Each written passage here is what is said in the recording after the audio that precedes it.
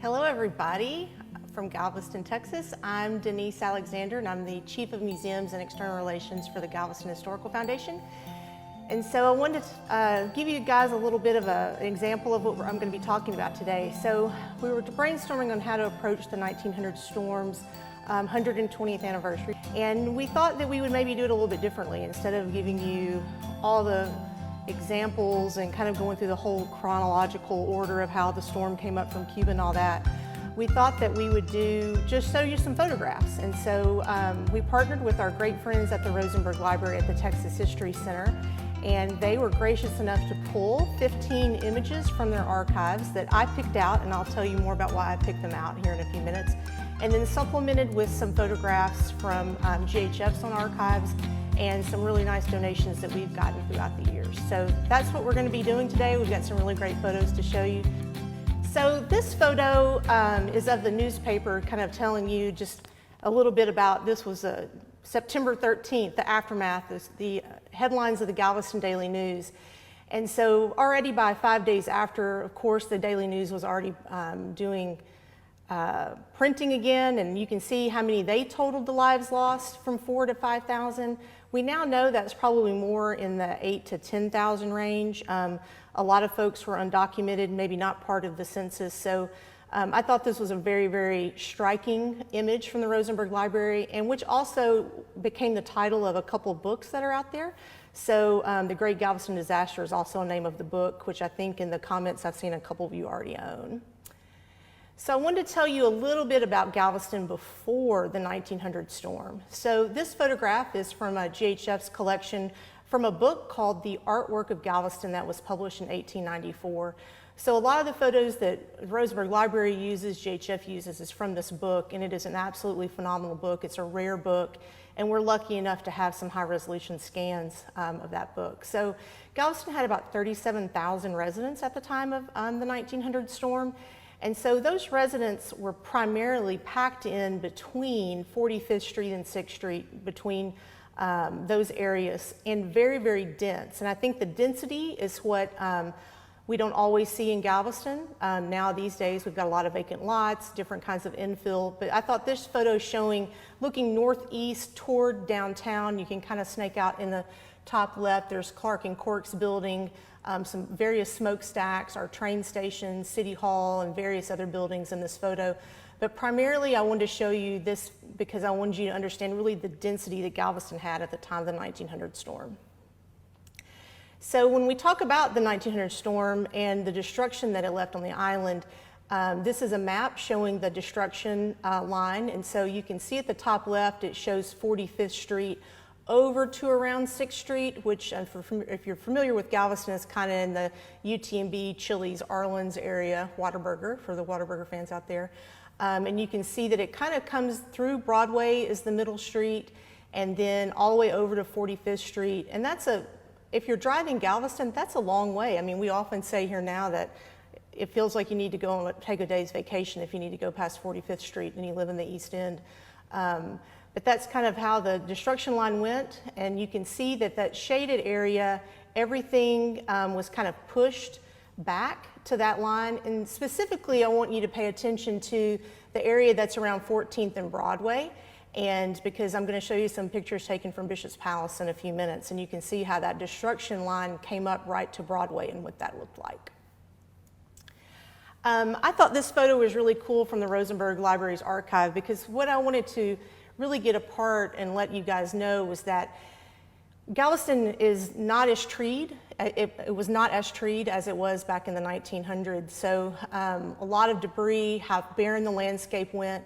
And I specifically picked this picture out because not only did it show that windswept look, but it shows Bishop's Palace in the background. So this is looking from, I would say, around the avenue, what I would consider the Avenue O area, kind of at the seawall, looking all the way back toward Bishop's Palace.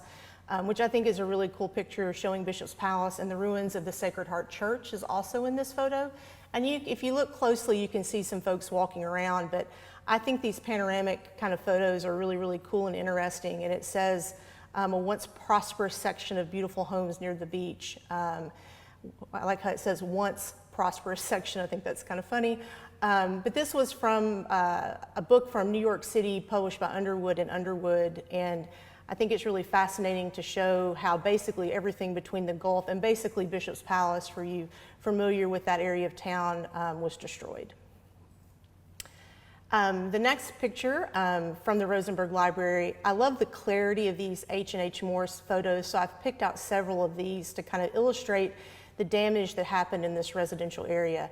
So again, I'm the manager of Bishop's Palace, so of course I see it sitting in the background, and I think that that's fascinating.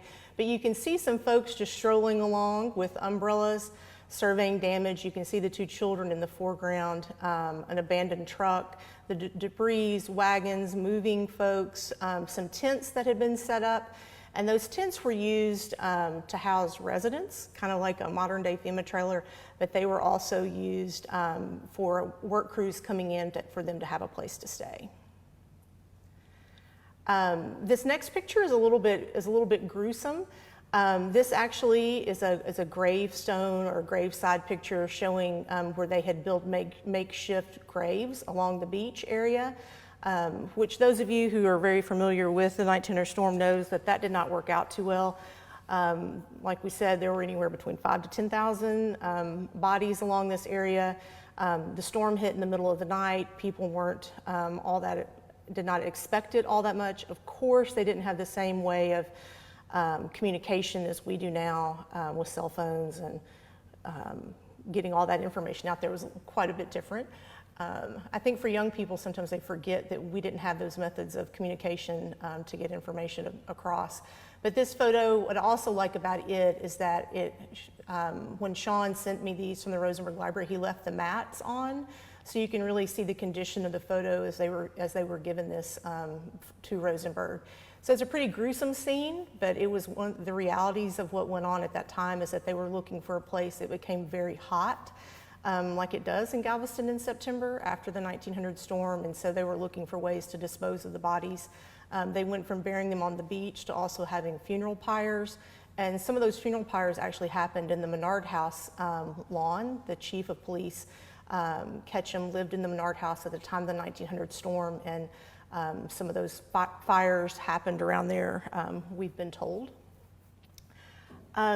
This photo I picked again because it was this really wonderful H&H Morse photo that's so abundantly clear, showing just how a neighborhood would look days after the storm, how houses were toppled on their sides, how there's a wagon coming through, maybe people retrieving some goods.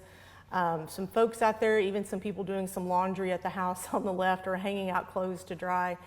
But also it kind of shows you how some houses were okay, and then how your next door neighbor's house may have been toppled over.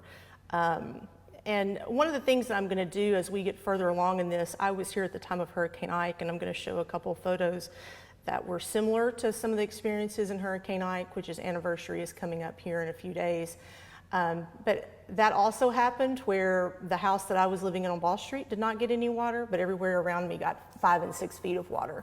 So I thought this photo was very striking to show that some buildings were toppled, knocked off of the grounds, upside down, turned over, but then some of the neighbors' houses were left unscathed. This is a photograph that we were donated at GHF from one of the Gresham family descendants. It is a panoramic photo taken from the 3rd floor of Bishop's Palace. And so as those other photos at the beginning I was showing goes back from the beach looking toward Bishop's Palace, this photograph is from the other way, so you can really see how flat and just decimated that land is toward the Gulf. And often when I'm showing people around Bishop's Palace or on the 3rd floor in Mrs. Gresham's painting studio, you can really see the full expanse of the island from there, and I think what a precarious place to build a house. Nicholas Clayton actually wanted Bishop's Palace to be built along the beach where there were some other grand houses. Walter Gresham declined that and chose for the house to be built at 14th and Broadway, namely because other hurricanes had hit Galveston before the 1900 storm. But I also want to show you the next photo, which is a a collage photo, you could say, showing that those houses are still there, that are in the photo from the 1900 storm, and kind of how this would have looked today. So I kind of think this is a cool way to think about how it's grown up, how those houses have been built back post 1900 storm, how that lovely row of remaining houses is still in Galveston. And if you're driving by, you can see those today and know that those 4 houses right when you come at 14th and Broadway were storm survivors, and that's pretty cool. This photo I love because this is from a collection of photographs GHF has. It shows just people looking through wreckage, looking for things. I don't know what they're looking for, but it also shows some really beautiful houses in the background and what it must have been like to have been in one of those houses and to have seen this wall of debris come up. And I think a lot of times when you're looking at photographs, you can only imagine what people were doing, what it felt like. And I just try to think about what it would have been like to have been in one of those houses and to have woken up the next morning and to have seen this flat of debris out in front of you and worried about your neighbors and other families and friends, worried if they would survive, pets, animals, all those kinds of things. It's really something to consider. This photograph is again from H.H. Morris, the collection from the Rosenberg Library, and it's at 35th and R. And if we know the addresses on the photographs, I've tried to note those in the slides so that you can see them. But I think sometimes when people think about the 1900 storm, they think that really that area around Bishop's Palace, the San Jacinto neighborhoods, all up to the Gulf were some of the ones that really suffered. But you can see that this destruction went all the way over to 35th Street.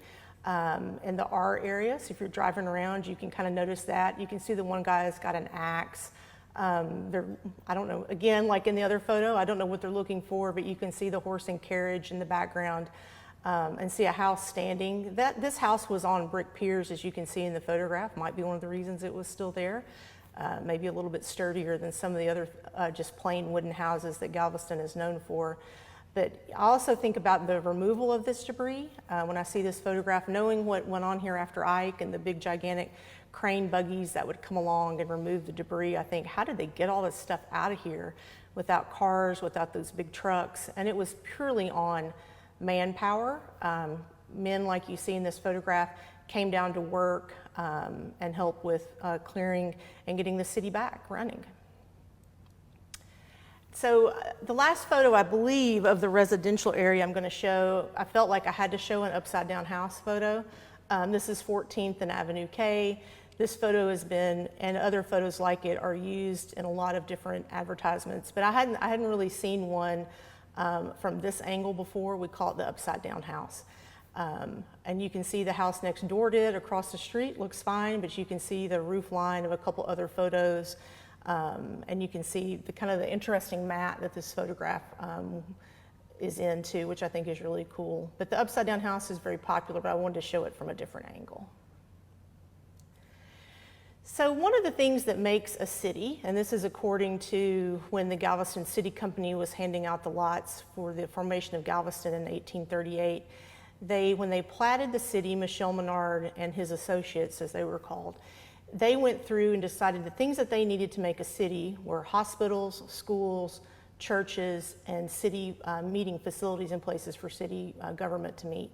And so if you were an organization, not like the city, but like a school or a church, community group, they would give you free lots so that it would hopefully entice people to move to Galveston to build a community here. And so one of the buildings that I think is pretty, is an awesome, awesome building. This was the Galveston City Hall. And this is on 20th Street between Mechanic and Market.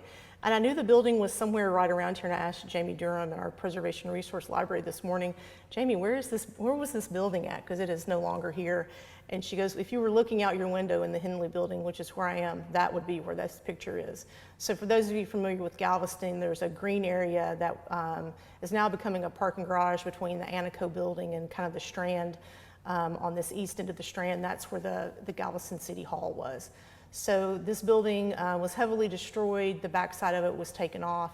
But it's very hard to put back a city after a hurricane when your city hall, your places like this were heavily damaged. And how would they go about organizing and binding together and communicating with each other is something that I think about a lot. And that's one of the reasons why I chose this photo. And plus, I just think that's an awesome building.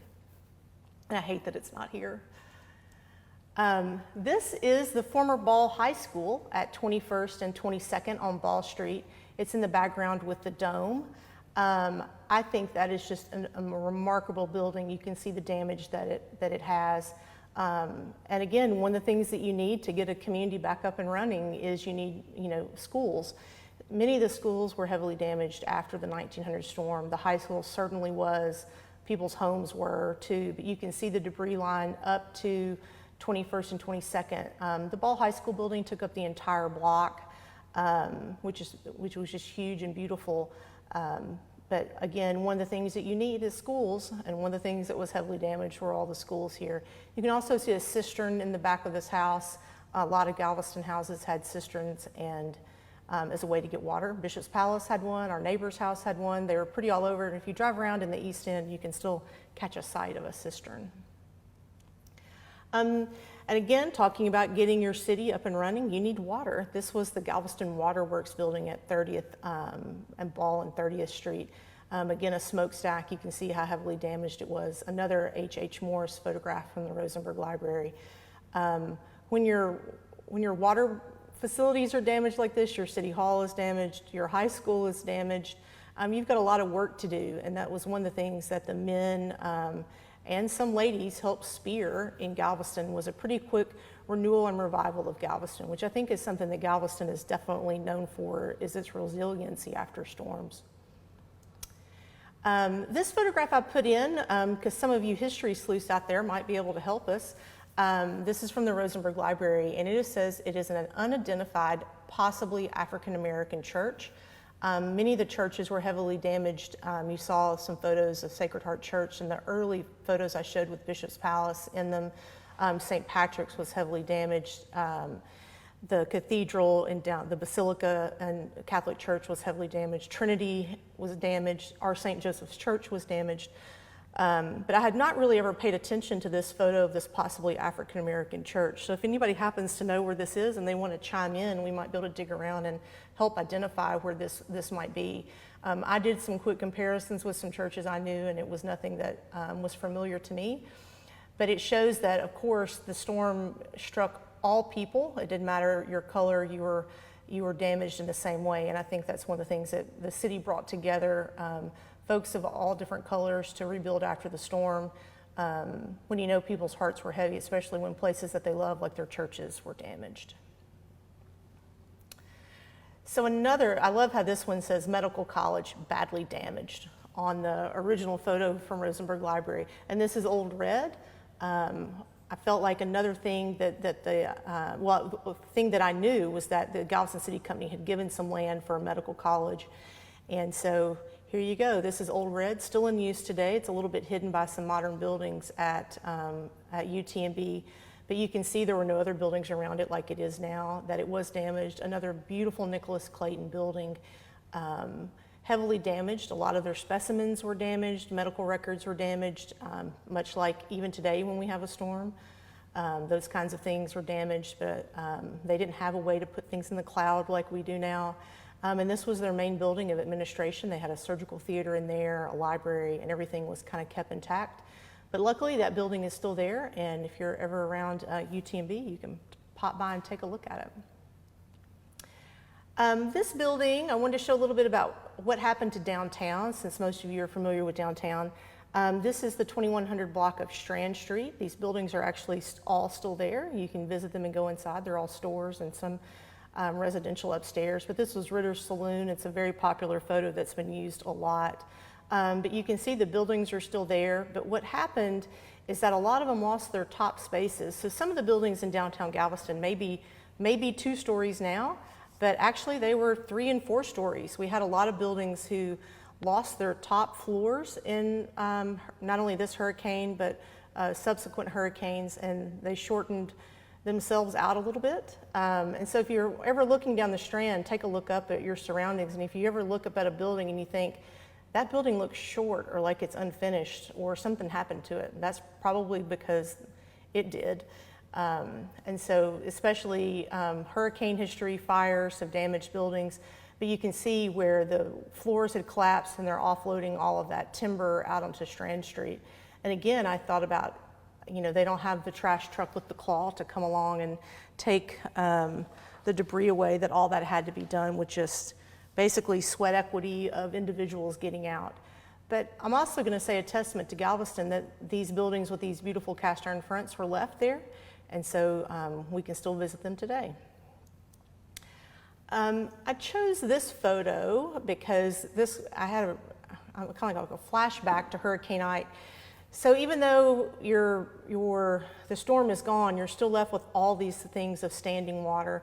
This is the 2100 block of post office, and again, another one of these Morse photos. I think they're just so incredibly clear, and you can zoom in on a really good scan, and you can see where there's still hats hanging in the windows, but you can see where the infrastructure was torn down. There's light poles off in the street.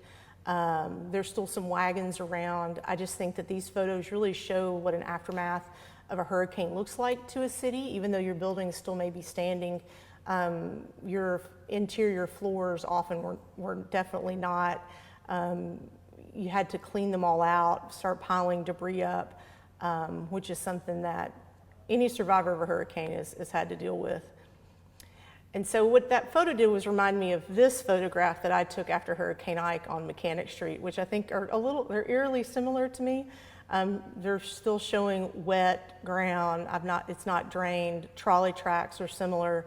And then people just putting their things out that were wet out on the curb, which is what happened in both of these storms. So this is across the street from the Tremont House at the former Mardi Gras Museum, Midsummer Books, and some of these places that were in Galveston back in '08.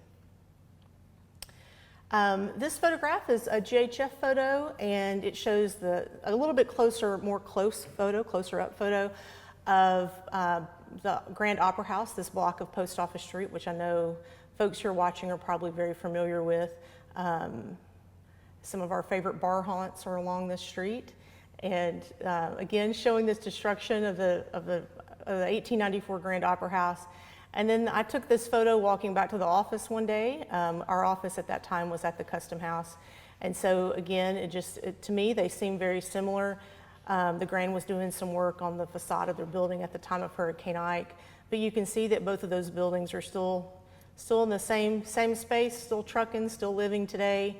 And just shows you how, even though hurricanes and things like that keep coming and going, that these resilient buildings are always, we're thankfully left with them. And so this photo I picked just because I thought it was just really interesting. It was close up showing some faces, and glamping right now is really popular. I see people going out camping and seeing these fancy tents put up in other places, and I was like, boy, this sure was not glamping. I don't know if these were folks who were taking shelter there or they were working, but they had set this up as their little makeshift home kind of area, which I think is really interesting. That of course we had to do. You're out of places to live. You don't have a hotel situation like we do now, and so you had to have some places for you to go to seek some kind of shelter away from the sun, which was something that in Galveston was very much. I think they had some really crazy hot weather after the 1900 storm, and so you need some place to get out of it. I just love this picture. It looks like they've been kind of surprised, or like, you're taking a picture of me. I'm so hot. I'm so tired. I'm sitting here in this tent on the beach. But I think that's a really, really beautiful photograph. And so the last photo from our presentation is going to be here on kind of as a teaser on a potential program that we might do. So if it's something that you want us to do, let us know. And that is the grade raising. So after the 1900 storm, as many of you are familiar with, Galveston was left with a decision to make. Did it want this water to come in and tear its housing, kill its people again, or did it want to make a decision and try to find a way to stop it? And so from that, a group of folks got together and they engineered a seawall to be built. And so that's a completely different presentation. If it's something that you would like to see, we've got some really beautiful photographs showing that grade raising, and we can talk about that. But in the conclusion of having a storm and what a city does and how it rebuilds, I think Galveston's efforts were amazing. That they ended up taking on something like this seawall, that they just didn't pack up and move away, that they decided to stay in Galveston, live here, make it their home, and figure out a way to make that happen. So this house on the left is waiting its fill. And so you can see here where the pumps and the dredge water had already filled the house, some of the houses over there on the right. And then to the left, that fill would go in around this house and put it back on even land again. So they raised the island 17 feet at the tip top of the seawall, and it slopes down toward the bay. We end up about at grade where we were at grade raising about Broadway Street. But I think that's super interesting on how Galveston chose to survive, was to come up with this plan to rebuild. And again, I think that's something that Galveston is really good at. So with that being said, we just wanted to give you guys an example of what some wonderful photographs, kind of a trip down memory lane on how this would all look. And we thank you for tuning in with us today. And we'd like to thank our partners at the Rosenberg Library and Sean McConnell, who graciously helped provide these photos for us. We're all a little short-staffed these days, and it was nice to be able to show the photographs and the wonderful collection and archive that the Rosenberg Library has for research. They're wonderful to work with, and it was very nice of them to be able to let us use these photos. And we hope that you've enjoyed seeing a little trip down memory lane, maybe some photographs you haven't seen before, something a little bit different than just your normal storm talk. There's a lot of really wonderful books out there on the grade raising in the 1900 storm, and for all those detail-oriented people, you can go back and check through those, but we thought looking through some of these photographs might be interesting to some of you as well.